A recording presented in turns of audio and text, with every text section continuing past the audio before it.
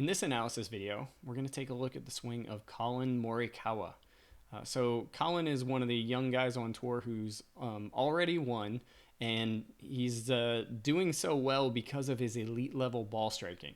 He's actually losing strokes to the field in terms of putting, but he's doing exceptionally well in terms of his ball striking, both approaching the green as well as off the tee. And he's one of the leaders in terms of number of eagles made. So we're going to take a look at his swing from the context of why it makes him such a good long iron player. And we'll talk about two things that you can apply to your own game if long irons are one of the areas that you're hoping to improve. So we're going to look at his swing from a few different angles, and we're going to focus on two main components that will help you with your long iron game. One is looking at and visualizing the sequence of his body during transition. So how he uses his lower body and his core to power his swing more so than his arms.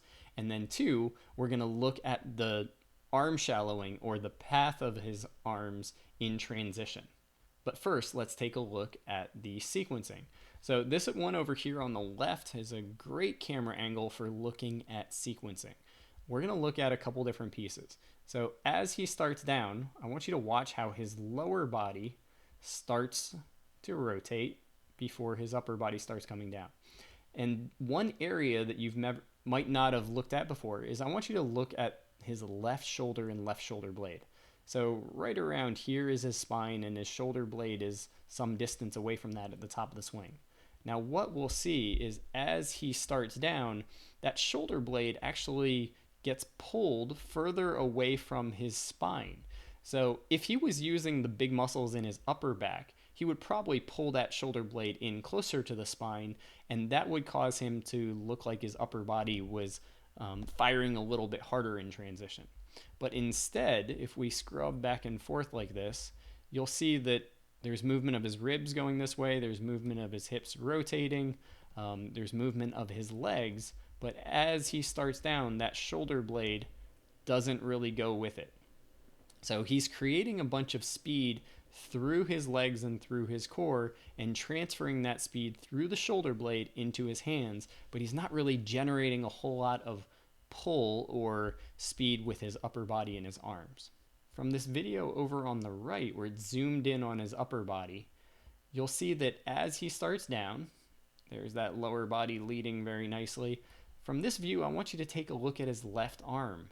And you'll notice that while his left arm is a little bit bent at the top of the swing, it basically maintains a lot of that same bend as he starts down. So if he was to really pull with his upper body, if he was going to pull with his triceps or if he was going to pull with the lats, he would typically straighten that arm much earlier. But we know that since the shoulder blade's not moving and that elbow isn't straightening very early in the downswing, he's not using a lot of the major power generating muscle groups in that left shoulder. So if you feel like you're swinging mostly with your arms and shoulders, that might be one of the reasons why you're struggling with your long irons. But it might not be the only reason. So in the next couple of clips, let's take a look at the arm shallowing component.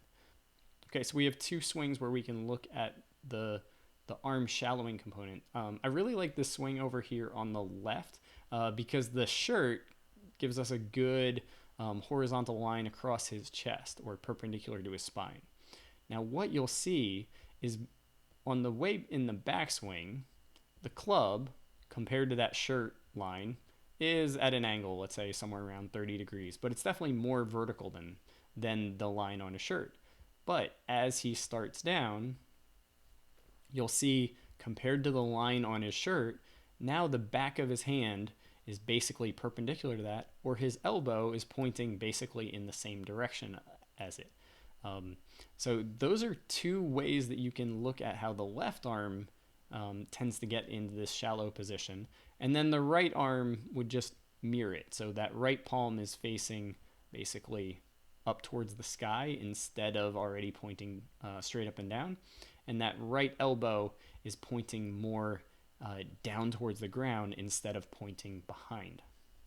Over on the right here, we're going to see that same thing. So as he starts with his lower body, you'll see that the club gets into that nice similar looking position where it's basically perpendicular to his spine. The hand is pointing parallel to his spine, just like that, and the left elbow is pointing out away from him. So this is that really good arm shallowing that can only happen if you're not being really active with your arms in transition. Okay, now I want you to experience that position.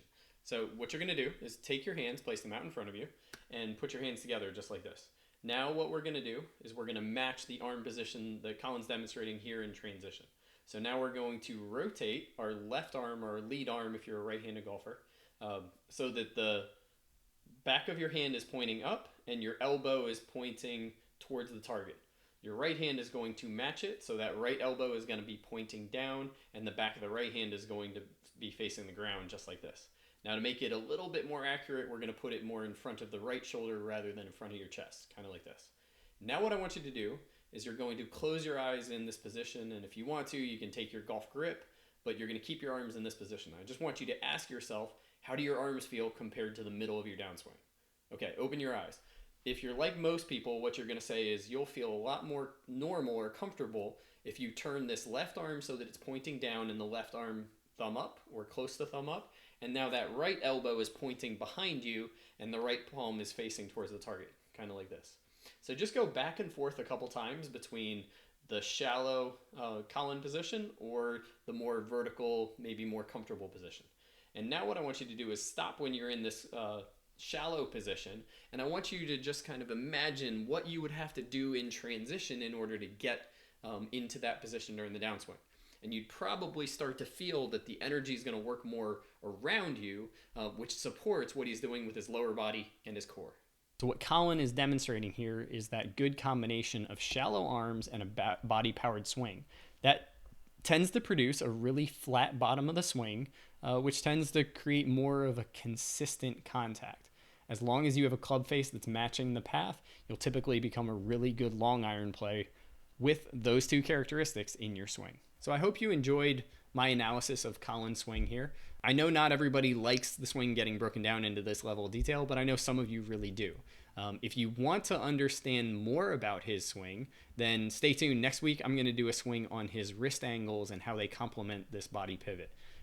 If you want to get ahead of yourself and learn more about how you can train, so different drills that help you get your sequence correct or your arm shallowing, then click the link below and head over to golfsmartacademy.com. You can sign up for a free membership. You can check out all our videos related to understanding and training your golf game. If you're not quite ready to sign up for a free membership, then please like this video and subscribe to our channel. That way you'll be the first to know about it whenever we create new YouTube content just like this.